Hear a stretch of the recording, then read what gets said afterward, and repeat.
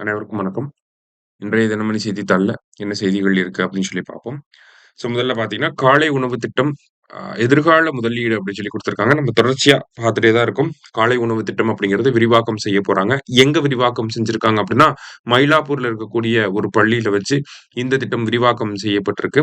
ஆ இந்த திட்டம் எங்க விரிவாக்கம் என்ன பள்ளிகளுக்கு அப்படின்னு சொல்லி பார்த்தீங்கன்னா, நகர்ப்புறங்கள்ல இருக்கக்கூடிய அரசு உதவி பெறும் பள்ளிகளுக்கு காலை உணவு திட்டம் அப்படிங்கிறது விரிவாக்கம் செய்யப்பட்டிருக்கு. இதனால கூடுதலா 3,00,000 மாணவர்களுக்கு பலன் இருக்க போகுது அப்படிங்கிறத சொல்லியிருக்காங்க. இந்த விழாவுல பார்த்தீங்கன்னா, பஞ்சாபுடைய முதலமைச்சர் பகவந்த் மான் அவர்கள் என்னவா வந்திருக்காரு அப்படின்னா, ஒரு சீஃப் கெஸ்ட்டா சிறப்பு விருந்தினராக வந்துட்டு போயிருக்காரு. சரிங்களா? ஸோ அடுத்ததா பார்த்தீங்க அப்படின்னா, "சூழ்ச்சி முடிவு துணிவெய்தல் அத்துணிவு தாழ்ச்சியுள் தங்குதல் தீது" அப்படின்னு சொல்லி குடுத்திருக்காங்க. அதாவது ஆராய்ந்து எண்ணுவதற்கு எல்லை துணிவு கொள்வதே ஆகும். அவ்வாறு கொண்ட துணிவு காலந்தாழ்ந்து நிற்பது குற்றமாகும் அப்படின்னு சொல்லி வள்ளுவர் சொல்றாரு. அதாவது நல்லா யோசிச்சு ஒரு விஷயத்த பண்ணணும். அப்படி யோசிச்சதுக்கு அப்புறமா நல்ல துணிவு கொண்டதுக்கு அப்புறமா யோசிக்கிறது தப்பு அப்படின்னு சொல்லி சொல்றாரு. திருக்குறளின் 671 அதிகாரம் வினை செயல் வகை அப்படிங்கிற அதிகாரத்துல. அடுத்ததா பாத்தீங்கன்னா, நமக்கு இந்திய அளவுல இந்த ஆயுர்வேத தினம் அப்படிங்கிறது ஒரு பர்ட்டிகுலர் டேவா நம்ம செலிப்ரேட் பண்ணதே கிடையாது. எப்பயுமே தீபாவளிக்கு முந்தின தினத்த தான் என்னன்னு சொல்லுவாங்கன்னா, ஆயுர்வேத தினம் அப்படின்னு சொல்லி பொதுவா கடைபிடிக்கப்பட்டு வந்துச்சு. ஆனா மத்திய அரசாங்கம் இப்போ ஒரு நடவடிக்கை எடுத்திருக்காங்க.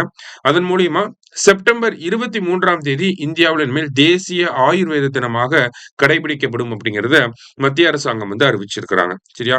நமக்கு ஆயுர்வேதங்கள் இந்த மாதிரியான இந்திய பாரம்பரிய முறைகள் சார்ந்து டிஎன்பிஎஸ்சில கேள்விகள் வந்துட்டு தான் இருக்கு. ஓகேங்களா? போன குரூப் 1ல பார்த்தீங்கன்னா, சௌகரிக்பா, சோவரிக்பா அப்படிங்கிற ஒரு விஷயத்த பத்தி கேட்டிருந்தாங்க. ஓகேவா? ஸோ, இந்த கேள்வி கேட்கறதுக்கு நெறைய வாய்ப்புகள் இருக்கு. இந்தியாவுல ஆயுர்வேத தினம் அப்படிங்கிறது எப்ப கடைபிடிக்கப்படுது அப்படின்னு சொல்லி பார்த்தீங்கன்னா, செப்டம்பர் 23ஆம் தேதி கடைபிடிக்கப்படுது அப்படிங்கிறத நம்ம தெரிஞ்சுக்கணும். கடைசியா பார்த்தீங்க அப்படின்னா, ஆ டியூஷன் செல்லும் 3ல் 1 பங்கு பள்ளி மாணவர்கள் அப்படின்னு சொல்லி குடுத்துருக்காங்க. அதாவது ஆ நேஷனல் சாம்பிள் சர்வே அப்படிங்கிறது எடுத்துட்டு இருக்காங்க. அதனுடைய ஒரு பகுதியா இந்த பள்ளி மாணவர்கள பத்தின ஒரு சர்வே கிட்டத்தட்ட 50,000 மாணவர்கள் மத்தியில ஒரு சர்வே எடுக்கப்பட்டுச்சு. அந்த சர்வேயோட முடிவுல என்ன சொல்லியிருக்காங்க அப்படின்னு பார்த்தீங்கன்னா, இந்தியாவுல அதிகப்படியான மாணவர்கள் எங்க போறாங்க அப்படின்னு பார்த்தீங்கன்னா, அரசு பள்ளிகளுக்கு தான் போறாங்க. கிட்டத்தட்ட ஸ்கூல் என்ரோல்மென்ட்ல 55.9% கவர்ன்மென்ட் ஸ்கூல்ல தான் இருக்கு. ஓகேவா?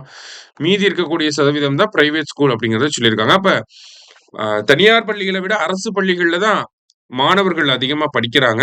ஆனா இந்த விகிதம் ஐ மீன் கான்ஸ்டன்ட்டா டிக்ளைன் ஆயிட்டே வருது. கம்மியாயிட்டே வருது அப்படிங்கிறத நம்மளால புரிஞ்சுக்க முடியுது. இருந்தாலும் 55% குழந்தைகள் எங்க தான் படிக்கிறாங்க? அரசு பள்ளிகள்ல தான் படிக்கிறாங்க. சோ அரசு பள்ளிகள்ல படிக்கக்கூடிய ஒரு மாணவருக்கும், தனியார் பள்ளியில படிக்கக்கூடிய ஒரு மாணவருக்கும் ஆவரேஜா எவ்வளவு செலவாகுது அப்படிங்கிறதையும் இத சொல்லியிருந்தாங்க. ஒரு கவர்ன்மென்ட் ஸ்கூல்ல படிக்கக்கூடிய மாணவராக இருந்தாரு அப்படின்னா, அந்த மாணவருக்கு கிட்டத்தட்ட ரூ. 2,863 செலவாகுது.